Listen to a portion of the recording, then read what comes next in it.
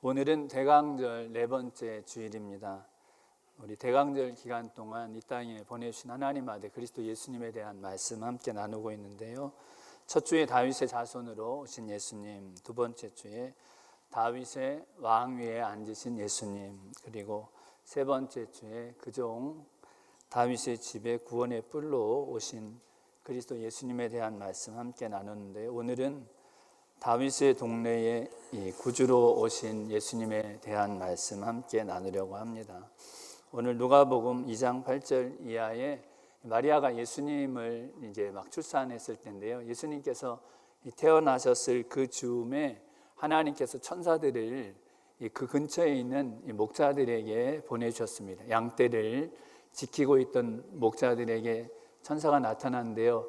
여러분, 천사가 나타나면 성경에 있는 사람들이 다 깜짝 놀랍니다. 그리고 굉장히 무서워합니다. 천사들이 빛을 쫙 비춰주는데요, 요즘처럼 조명도 없는데 그 밤에 천사들이 비춰주는 빛이 그 목자들 주변에 비춰질 때에 이 목자들이 놀라고 두려워할 때 해주신 말씀이 바로 온 백성에게 미칠 큰 기쁨의 좋은 소식이라고 하면서 누가복음 2장 11절 12절에 이렇게 말씀하십니다. 오늘날 다윗의 동네에 너희를 위하여 구주가 나셨으니 곧 그리스도 주시니라. 너희가 가서 강보에 쌓여 구유에 누인 아기를 보리니 이것이 너희에게 표적이니라 하더니, 모든 백성에게 미칠 큰 기쁨의 좋은 소식, 바로 너희를 위하여 구주가 나셨는데 그분이 다윗의 동네에 나셨다고 이 말씀하신 것입니다. 모든 죄인, 저 땅끝 하늘 끝에 있는 것 같은 죄인들도 구원해 주시는 그 하나님의 은혜, 그리스도 예수님을 보내주셨는데 바로 다윗의 동네에 보내주셨다는 것입니다. 여러분, 다윗의 동네가 어디입니까? 다윗의 동네가, 다윗이 태어난 곳이요, 베들레헴이 다윗의 동네입니다. 사무엘상 16장에 다윗은 그 베들레헴에서 사무엘 선지자에게 기름 부음 받습니다. 사울 왕을 패하시고 다윗을 왕으로 세우기 위해 베들레헴에서 기름 부으십니다. 다윗이 태어난 곳, 다윗이 기름 부음 받은 곳 바로 베들레헴입니다. 그래서 오늘 누가복음 2장 오늘 말씀 앞부분 4절 이하에 보면 하나님께서 그 베들레헴에 요셉과 마리아가 갈릴리에 살다가 이 베들레헴에 간 일이 기록되어 있습니다. 당시 로마 황제가요, 호적 등록하라고 할 때인데요, 자기 고향 태어난 곳에 가서 세금 다 거둘라고 호적 등록하라고 해서 갈릴리 나사렛에 살던 요셉도 그 정혼한 마리아도 만삭이 된 배를 가지고 베들레헴에 호적 신고하러 갔다가 거기서 바로 예수님을 출산한 것입니다. 예수님 바로 미가서 5장 2절에도 말씀하신 것처럼 이 베들레헴에서 가장 이 작은 것 같은, 이 미천한 것 같은 이 베들레헴에 하나님께서 이 태초부터 계셨던 이 하나님의 구원자 그리스도 예수님을 이 베들레헴에 보내주셨다는 것입니다. 여러분, 다윗의 동네, 다윗의 고향 베들레헴이라는 그 지명은요, 베들레헴의 이름의 뜻은 떡집이라는 의미입니다. 떡집. 베트라는 단어가 집이라는 뜻이고 레헴이라는 단어가 떡이라는 의미입니다. 예수님은 어디서 태어나셨냐면 떡집에 태어나셨어요. 떡집. 하나님이 우리에게 주시는 양식이 풍성한 곳, 바로 이 떡집에 우리의 구주로 오신 분이 누구시냐면 그리스도 예수님이십니다. 그 베들레헴에 다윗의 아버지가 태어났고요, 다윗의 할아버지도 거기서 태어났고요, 다윗의 증조부가 바로 그 베들레헴에 살았습니다. 룻기서 말씀에 보면 바로 다윗이 그 베들레헴에 태어난 것을 기록하고 있는데요, 룻기서에 이 다윗이 거기서 태어나고 다윗의 아버지, 다윗의 할아버지, 다윗의 증조부가 그 베들레헴에 있었던 그 사연들을 기록하고 있는 내용을 보면 하나님께서 다윗의 동네에 베들레헴에 우리를 위한 구주를 보내셨다는 그 은혜, 어떤 은혜냐면 바로 씻을 수 없는 고통, 도무지 위로받을 수 없는 슬픔에서도, 그 죽음과 같은 괴로움에서도 우리를 건져내 주시는 하나님의 은혜인 것을 성경은 우리에게 말씀해 주시는 것입니다. 룻기서 맨 마지막 장에 보면 바로 다윗이 태어난 것을 기록하고 있습니다. 룻기 4장 22절이 룻기 마지막 장 마지막 절입니다. 이렇게 말씀합니다. 오벳은 다윗 할아버지죠. 이새를 낳고 다윗 아버지입니다. 이새는 다윗 왕을 낳으니라. 룻기서 말씀 맨 마지막에 다윗이 태어난 것을 성경은 말씀합니다.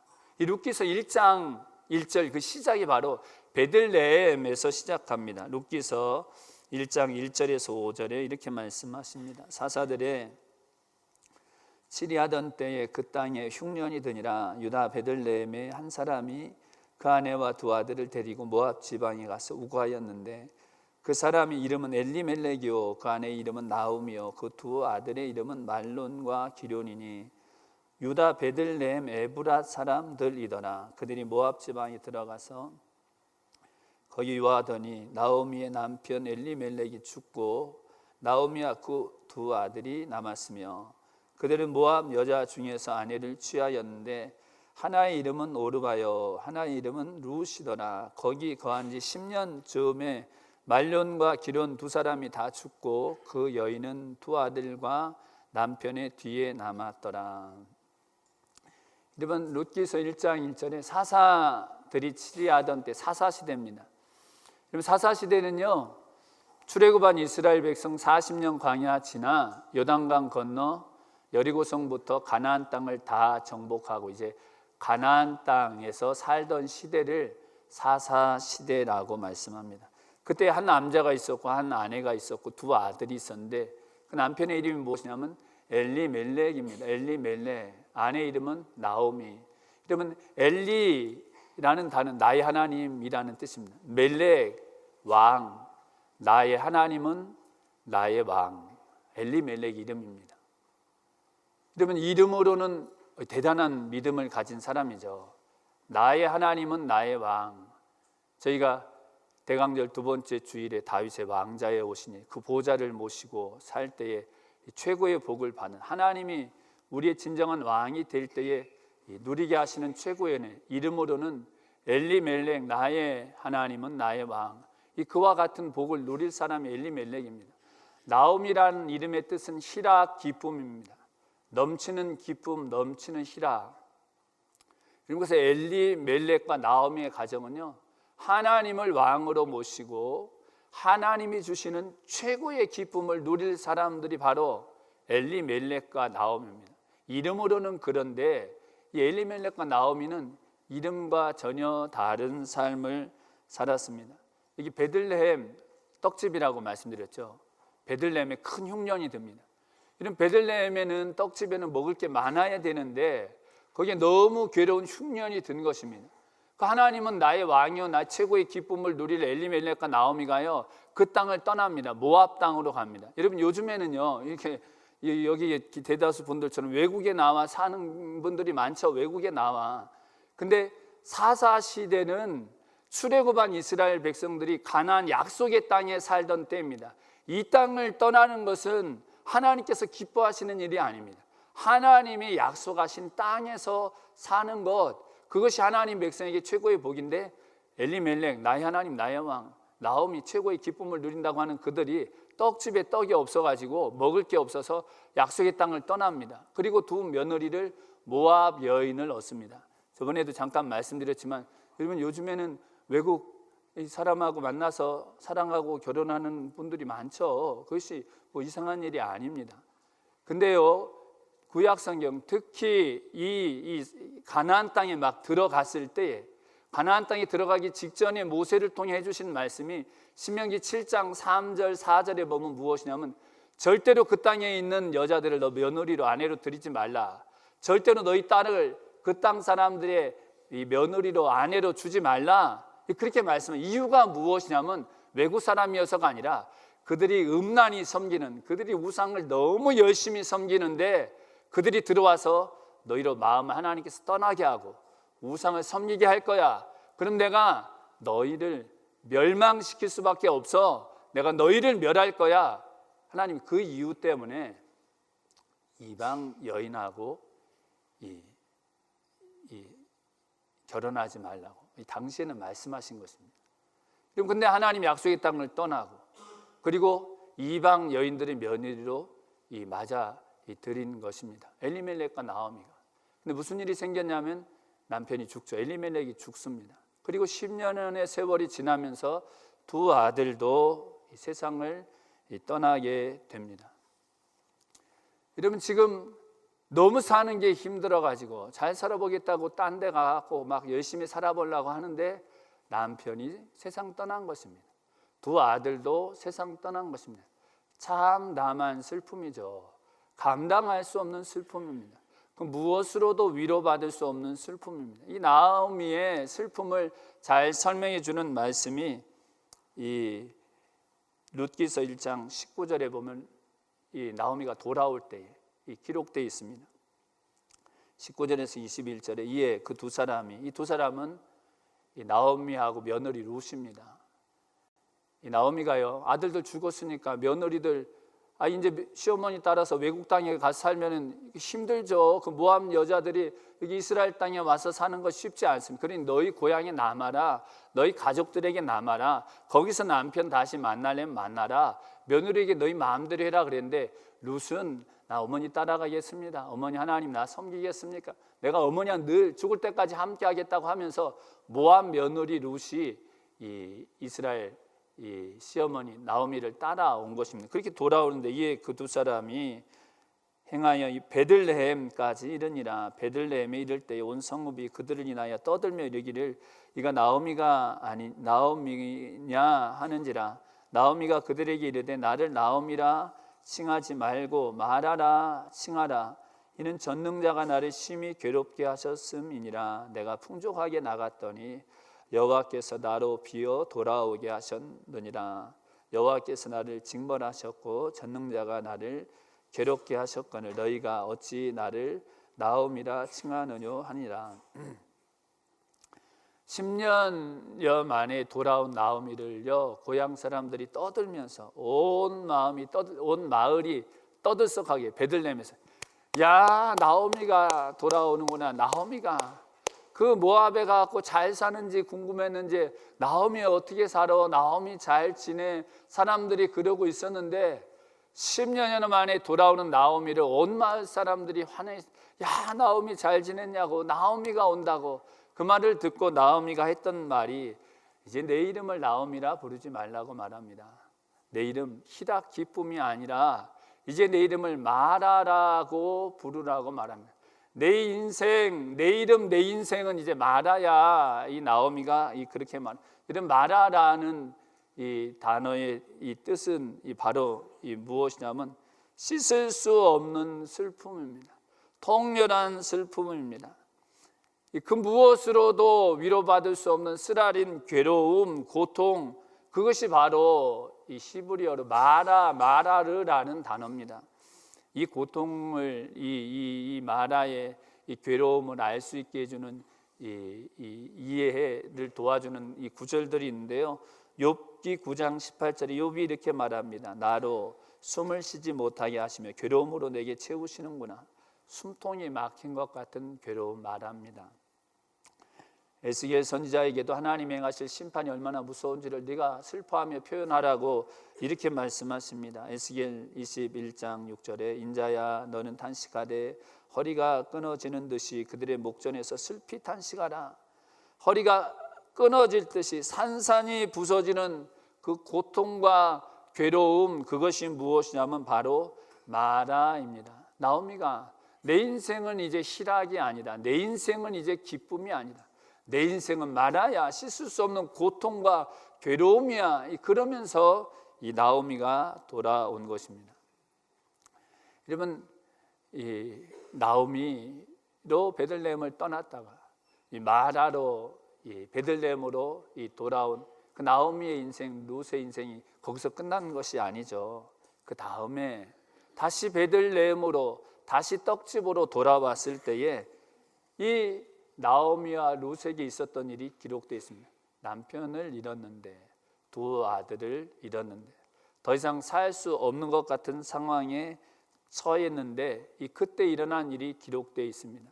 여러분, 나오미도 과부, 룻도 과부입니다.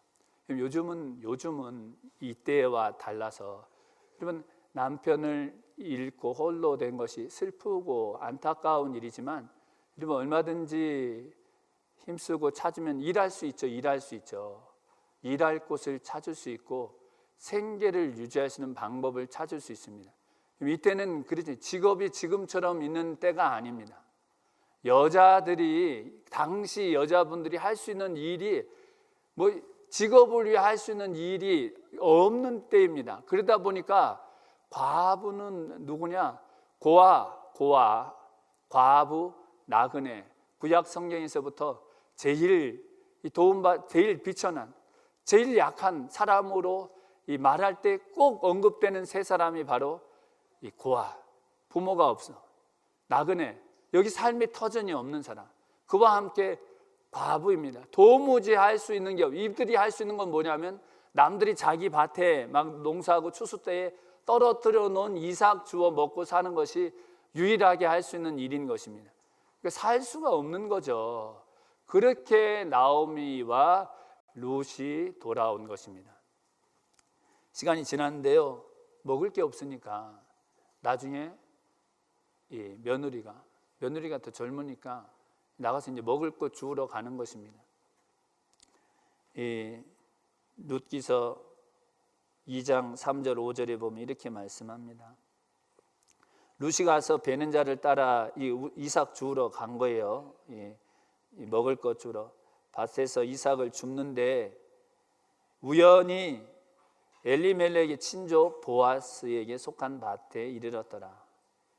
마침 보아스가 베들레헴에서부터 와서 베는 자들에게 이르되 여호와께서 너희와 함께 하시기를 원하노라. 그들이 대답하되 여호와께서 당신에게 복 주시기를 원하나이다. 보아스가 베는 자들을 거느린 사환에게 이르되 이는 네 소녀냐. 여기 3절에 보면요, 룻이 그거 이제 밭에 떨어놓은 거 좀 주우러 갔는데요, 근데 우연히 여기 3절 말씀 좀 보여주세요. 3절 말씀 없어요? 네. 룻기 2장 3절이요.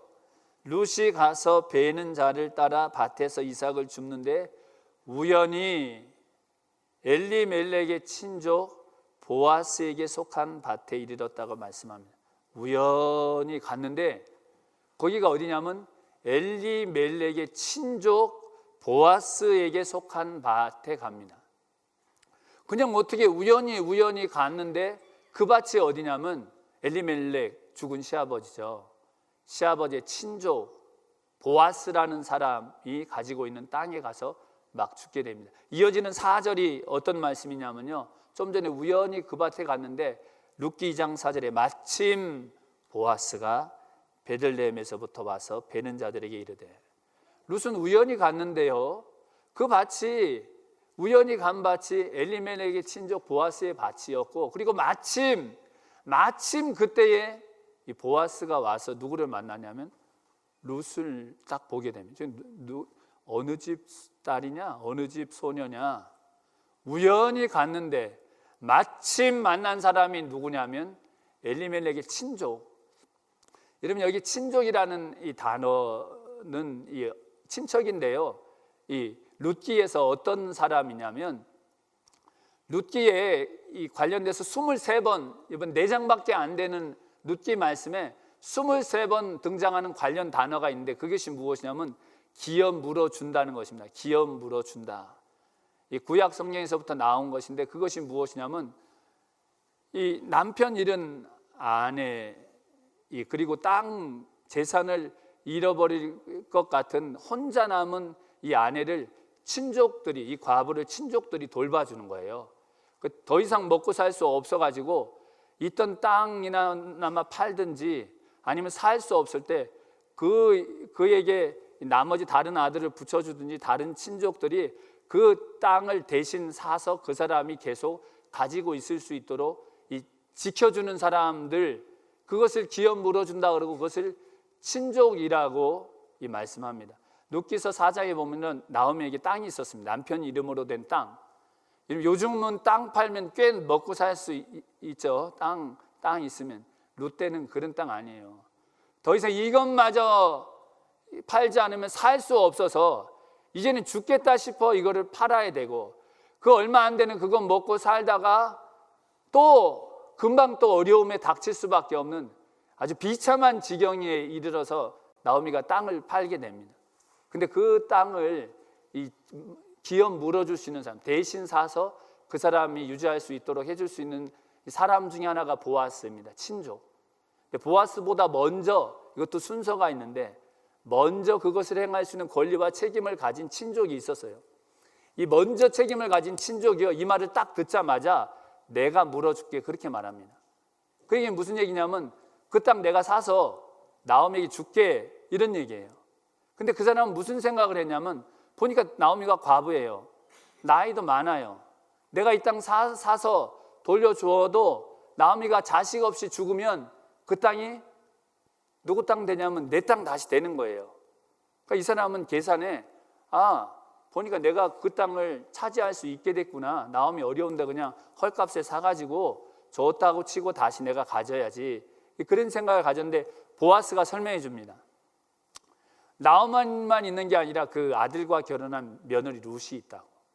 그 땅만 사야 되는 게 아니라 룻을 아내로 맞아서 룻이 낳은 자식에게 그 땅을 줘야 된다고 그렇게 말합니다. 이거 돈 들여 아내 하나 더 드리고서 땅도 사갖고 그 자식이 줘야 된다는 거예요. 그 말을 듣자마자 그 첫 번째 친족이 그럼 나 안 하겠다, 그렇게 말합니다. 손해보는 거니까요. 신발을 벗어 던집니다. 내 권리를 이거 난 포기하겠다. 이 일을 내가 안 하겠다. 근데 그 일을 누가 하냐면 보아스가 그 일을 합니다. 보아스가 룻에게서 그 땅을 사서 그 땅을 룻에게 줍니다. 나오미에게서 그 땅을 사서 그 땅을 나오미에게 줍니다. 그리고 나오미의 며느리 룻을 아내로 맞이하고 그의 아들에게 그 땅을 주겠다고 이 기업 물어주는 책임을 누가 감당하냐? 다 무너진 감은 무너지지 않도록 다시 세워지도록, 다 잃어버릴 땅과 재산, 그 기업들 잃어버리지 않도록 하는 일을 누가 해준 것이냐면, 우연히 갔는데 그 밭 주인, 마침 그곳에 왔던 이 보아스라는 사람이 그 일을 해줍니다. 여러분, 우연히 생긴 일입니까? 우연히? 여러분, 이것이 우연히 생긴 일인가요? 여러분, 하나님께서 이 베들레헴으로, 이 나오미로, 그 희락 기쁨이란 이름으로 그 땅을 떠났다가 마라의 고통을 가지고 돌아온 나오미를 불쌍히 여겨주셔서 그 나오미에게 누구를 만나게 해주신 것이냐면 바로 이 보아스를 만나게 해주신 것입니다. 여기 보아스는요, 룻기서 2장 1절에 보면 유력한 사람이라고 말씀합니다. 유력한 사람. 유력하다는 단어는 성경에 많이 나오는 단어가 아닌데 출애굽기 18장 21절에 동일한 단어가 나옵니다. 거기에는 한글말로 제덕이 겸전한 자, 이렇게 표현되어 있는데요, 그 뜻이 무엇이냐면 여호와를 정말 경외하는 사람, 그리고 정말 진실한 사람, 불의한 이득을 취하려 하지 않고 정말 낮고 천하고 고통받는 사람들을 정말 진정으로 도와주는 사람, 이게 유력하다는 단어의 뜻입니다. 우연히 갔는데 마침 그 밭 주인도, 마침 만난 사람도 바로 이 보아스, 정말 하나님을 두려워하면서 정말 고통 가운데 있는 낮고 천한 것 같은 사람들에게 사랑을 다 쏟아주는, 정말 그들을 불쌍히 여기는 이 보아스를 만나게 해주셔서 그 기업을 물어주신 것입니다. 결국에요, 그 룻이, 보아스와 룻이 결혼해서 룻이 아들을 낳았는데 바로 다윗 할아버지를 낳은 것, 아까 오벳이 바로 그 룻이 낳은 아들입니다. 이 룻이 낳은 그 아들이요, 여러분, 나오미에게 큰 기쁨이 됩니다.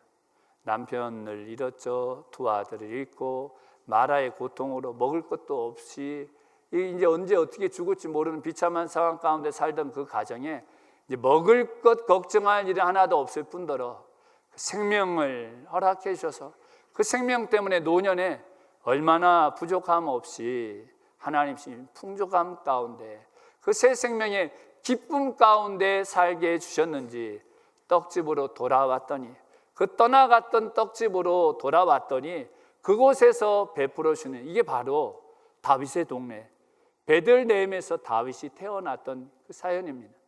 여러분, 그리스도 예수님 우리에게, 보아스라는 사람이 정말 대단하지만 그리스도 예수님 더 놀라운 분이죠. 우리의 무너진 우리의 가문, 씻을 수 없는 고통, 그 그 무엇으로도 위로받을 수 없는 슬픔에서 우리를 새로 세워주시고 위로해 주시고 그 마라의 그 고통을 하나님이 주는 진정한 기쁨으로 바꿔주시는 분, 바로 십자가에서 씻을 수 없는 우리 죄를 담당하시고 그 죄 때문에 받아야 할 감당할 수 없는 저주와 사망의 값을 대신 다 치러주신, 가시관 쓰시고 채찍 맞으시고 못에 대신 박히시는 참담한 마라의 고통을 우리 대신 당하시려고 오신 분. 여러분, 강보에 쌓여 구유에 누인 아기를 보니 이것이 너에게 표적이라. 그럼 그것이 도대체 어떤 표적입니까? 여러분, 크리스마스 카드에 그냥 불 반짝반짝거리고 막 그 집에 막 그냥 따뜻한 분위기에 아기가 누워있는 것 같은, 여러분, 강보에 쌓인 구유에 누인 그 예수님은 그런 분위기로 오신 것이 아니죠. 여러분, 그 구유에 짐승 밥통에 오신 그 예수님, 자기를 비워 종의 형체를 가지신 것입니다. 지극히 높은 보좌에서 가장 낮고 천한 곳으로, 그리고 다시 높이 들리시기를 십자가에 못 박혀 높이 들리시기까지, 죽기까지 우리를 위해, 우리를 구원하시려고 하나님께 순종한 그리스도 예수님을 통해 주시는 은혜, 마라의 고통에서 우리를 다시 회복시켜 주시고 다시 위로해 주시고 하늘의 놀라운 생명으로 채우신 주님의 은혜가 말씀과 같이 저 우리 성도님들에게 충만하시기를 예수님의 이름으로 축원드립니다. 두 번째, 떡집에 오신 그리스도 예수님, 우리에게 생명의 떡이 되어 오셔서 매일매일 그 주님의 은혜로, 주님의 생명으로, 주님의 위로로 살게 하시는 은혜를, 또 주님이 주신 그 생명을 나누며 살게 하신다고 말씀하십니다. 요한복음 6장에 보면요, 오병이어의 기적을 일으키신 후에 예수님께서는 자기가 떡이라고 이렇게 말씀하십니다. 요한복음 6장 35절, 예수께서 가라사대 내가 곧 생명의 떡이니 내게 오는 자는 결코 줄이지 아니할 터이요 나를 믿는 자는 영원히 목마르지 아니하리라. 내가 곧 생명의 떡이다. 예수님께서, 예수님은 자신을 뭐라고 말씀하셨냐면 떡이라고 말씀하셨습니다. 이 오병이어의 기적, 보리떡 5개 물고기 2마리를 어린아이의 손에서 받으셔서 예수님이 하늘을 우러러 축복하신 것이죠. 그때 여자와 아이 빼고 5,000명이 다 먹고 광주리 12광주리, 그거 물건 나르는 큰 바구니입니다. 요만한 바구니에 12바구니 채운 것이 아니라 큰 광주리에 12바구니 넘치도록, 그 기적, 그리고 광야에서 만나를 내리신 기적, 바로 하나님께서 정말 그것을 통해 보여주시기 위한 그것이 표적이었는데 무엇이냐면 하늘에서 내려 생명을 주는 떡, 바로 예수님 자신이라고 말씀하십니다.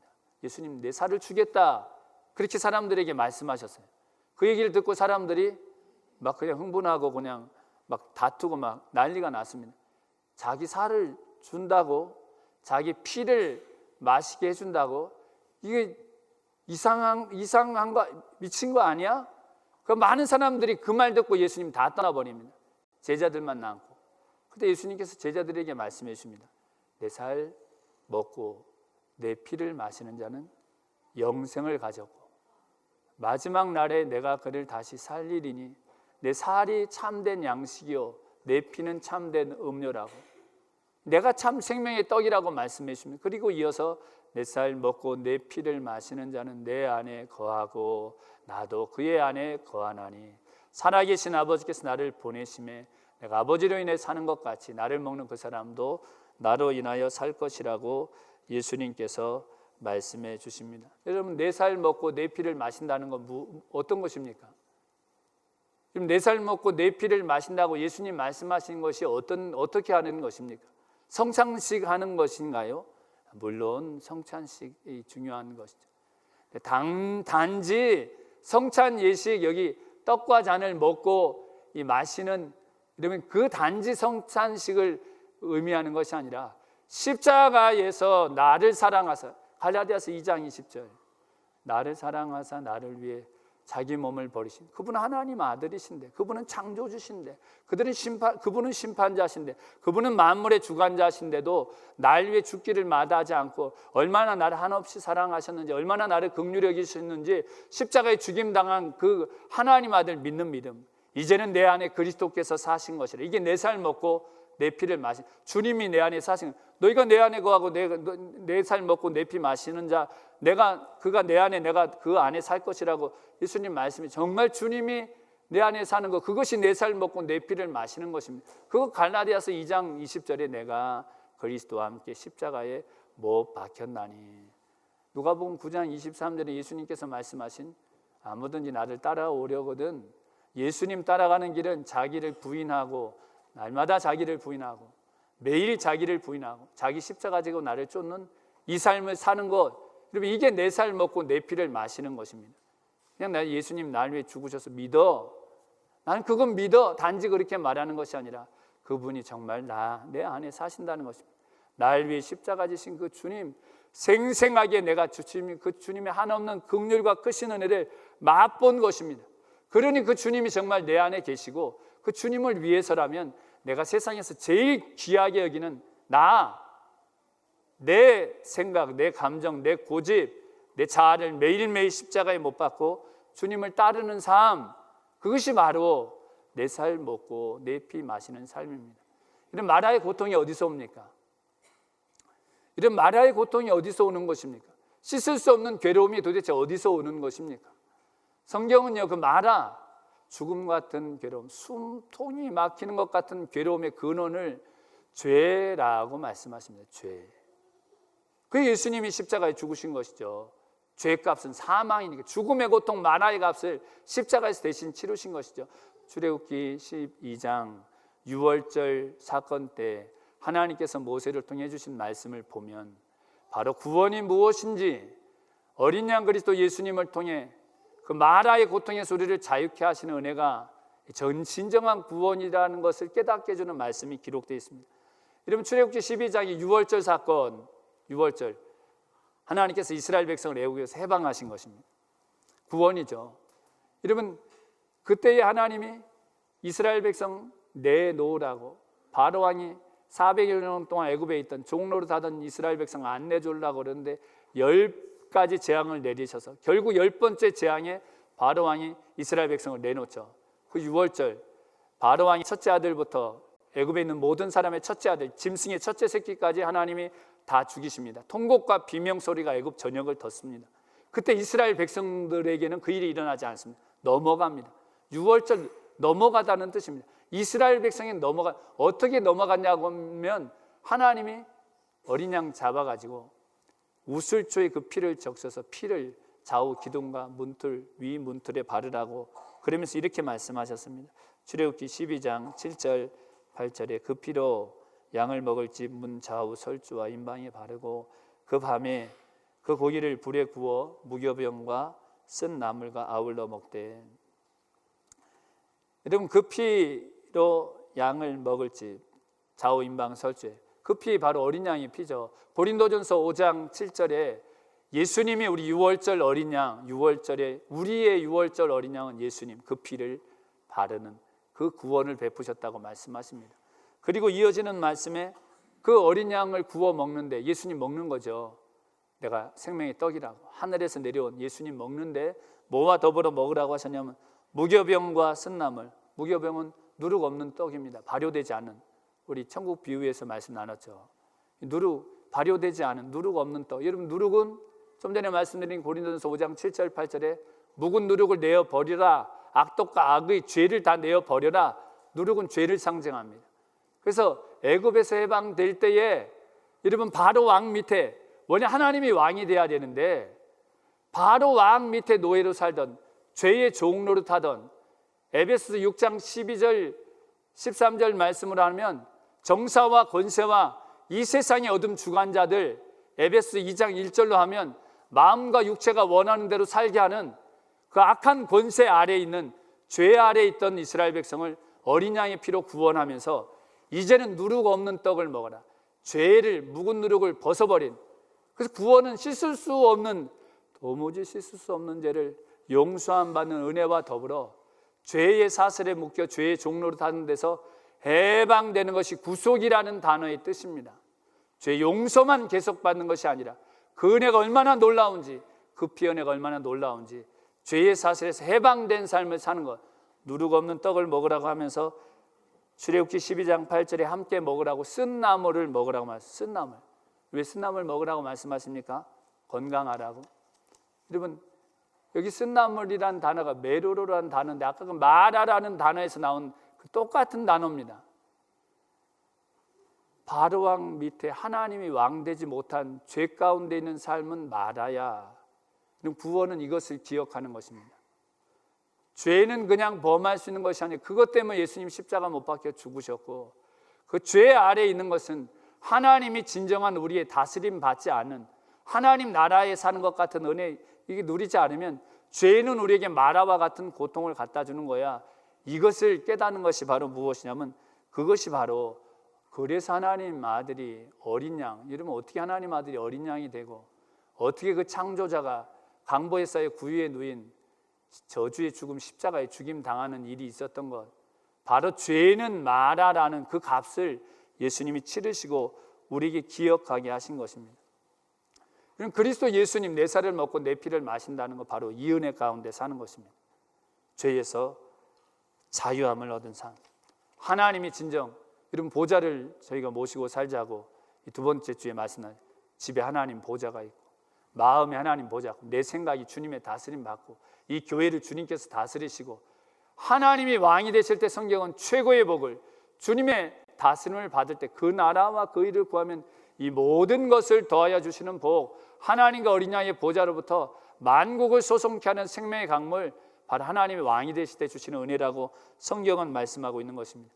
오늘 나는 룻기 1장 베들레헴 엘리멜렉과 나오미가 베들레헴을 떠날 때의 상황을 성경은 그들이 하나님을 왕으로 섬기지 않았다고 말씀합니다. 여러분, 사사기서 맨 마지막 장 마지막 절, 그리고 룻기 1장 1절은 연결되어 있습니다. 지금의 성경이 다 이렇게 막 사사기, 룻기 이름 붙이고 장을 나눈 것이지 옛날 성경은 쭉 다 연결된 것입니다. 그 마지막 장 사사기 마지막 장 마지막 절과 바로 이어지는 룻기 1장 1절을 제가 읽어드리겠습니다. 잘 들어보시기 바랍니다. 그때에 이스라엘에 왕이 없으므로 사람이 각각 그 소견에 오른 대로 행하였더라.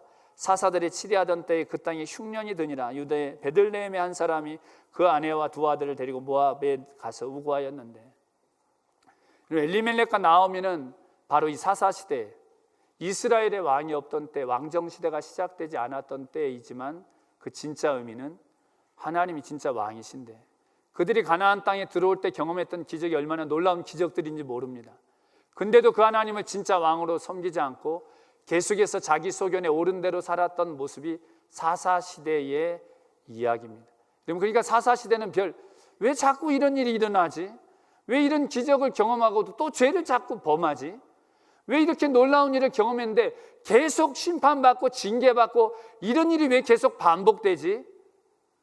하나님이 진정한 왕이 되지 못해서 다시 계속 자기 소견에 옳은 대로 행한 그 샘플이 누구냐면 엘리멜렉과 나오미였습니다. 하나님의 약속하신 땅을 떠나고, 그래서 그들이 받은 이 마라의 고통을 전능자가 나를 심히 괴롭게 하셨다고. 그리고 다시 돌아온 그들에게, 그들은 하나님을 왕으로 생각도 안 했는데 하나님은 진짜 왕이 되어주신 것입니다. 그들 하나님 진짜 왕으로 생각했지 않았지만 하나님 그 하나님 버린 하나님 왕으로 섬기지 않는 자조차도 버리지 않으시고 내치지 않으시고 불쌍히 여기시고 긍휼히 여기시고 다시 품어주시고 다시 회복시켜주시고 다시 일으켜주신 은혜가 바로 베들레헴에서 하나님께서 베풀어 주신 은혜, 그리스도 예수님 통해 베풀어 주신 은혜가 바로 저와 여러분에게 오늘날도 주님께서 베풀어 주신 은혜인 것입니다. 여러분, 우리 삶에 여러분 내 살 먹고 내 피 마시라고 하신 주님의 은혜가 여러분 얼마에 한 번씩 필요한 것입니까? 여러분, 하나님은 만나를요 광야 40년 내내 매일매일 안식일 전날만 이틀치를 거두게 하시고 매일매일 내려주셨습니다. 하늘에서 내려오는 생명의 떡은요 우리에게 가끔 필요한 게 아니라 매일매일 필요합니다. 하나님은 한없는 은혜를 날마다 우리에게 주기를 원하십니다. 여러분, 우리는 하나님 은혜 없이 그냥 하루를 넉넉하게 살 수 있는 그런 존재가 아닙니다. 하루를 그냥 하나님 없는 것처럼, 하나님 왕이 아닌 것처럼, 하나님과 그냥 상관없이 그렇게 삶을 계속 사는 것은 우리에게 자칫 그 마라의 고통으로 괴로운 가운데 떨어지게 하는 그런 일인 것입니다. 내 살 먹고 내 피를 마시는 은혜는 매일매일 우리에게 필요합니다. 우리가 정말 나를 사랑하사 나를 위해 자기 몸을 버리신 하나님 아들 믿는 믿음을, 그 믿음 가지고 우리가 설 때에요, 하나님 위로를 부어주시면 세상 그 어디서도 받을 수, 정말 마라의 고통이 우리에게 임했어도 거기서 놀랍도록 우리를 자유케 하시고 참 평강 참 기쁨, 우리 가운데 살아계신 하나님이 함께 하시는 이 풍성한 증거들로 기쁘게 하시는 그 은혜를 하나님 매일매일 그리스도의 예수님의 이름을 부를 때마다, 그리스도 예수님의 이름을 간절히 생각할 때마다, 주님을 간절히 바라볼 때마다 주님은 그 은혜를 부어주는 생명의 떡을 주기 원하신다는 것입니다. 보아스는요, 누구 아들이냐면요, 여리고의 기생 라합의 아들입니다. 마태복음 1장 6절에 보면 보아스의 엄마가 누구냐면, 여리고가 가나안 땅 점령할 때에 다 무너질 때에 기생 라합이 정탐꾼 여러분 살려줘가지고 여리고는 다 무너지는데 기생 라합의 집만 살잖아요. 그 기생 라합이 여러분 이방 여인이죠. 근데 이스라엘에 들어와가지고 이스라엘 남편 얻어서 낳은 아들이 누구냐면 보아스입니다. 여러분 그 엄마가 누린 은혜가 뭐냐면, 여리고가 그렇게 하나님의 기적으로 와르르 무너져가지고 다 죽을 때에 거기서 살려주신 은혜를 기생 라합이 경험하고요, 그 믿음을 누가 물려받았냐면 엄마가 이방인인데 보아스가 그 믿음을 가지고서, 그러니 그 낳고 천하고 과부되고 고통받는 그 사람들의 오직 하나님을 경외하는 믿음으로 돌보는 사람으로 세움받았던 사람이 누구냐면 바로 보아스입니다. 예수님 누구냐면 온 세상 여리고가 다 멸망될 것 같은 그런 상황에도 우리 하나라도 건져 그리스도 예수님 믿기만 하면 구원해 주는 놀라운 은혜를 베풀어 주신 분이 누구냐면 생명의 떡 그리스도 예수님이십니다. 그 구원의 은혜를 우리에게 경험하게 하시고 그 떡 먹고 나니까 우리로 보아스가 되게 하시는 것입니다. 우리에게 주신 은혜가 너무 감사해서 낳고 천하고 고통받는 사람들을 정말 불쌍히 여기고 긍휼히 여기고, 내 힘으로는 안 되는데 주님이 내게 주신 그 은혜를 나누며 사랑하며 돌보며 품으며 용서하며 섬기게 하시는 것, 그것이 바로 다윗의 동네에 진정한 떡집에 진정한 생명을 떡으로 오신 그리스도 예수님 통해 매일매일 내 살 먹고 내 피를 마신다. 오늘도 나는 그리스도 예수님의 은혜로 삽니다. 오늘도 내게는 한없는 하나님의 은혜가 필요합니다. 오늘도 나는 그리스도 예수님을 바라봅니다. 그리스도 예수님을 통해 얻게 하시는 이 은혜가 말씀과 같이 저 우리 성도님들에게 충만하시기를 예수님의 이름으로 축원드립니다. 아멘. 기도드리겠습니다.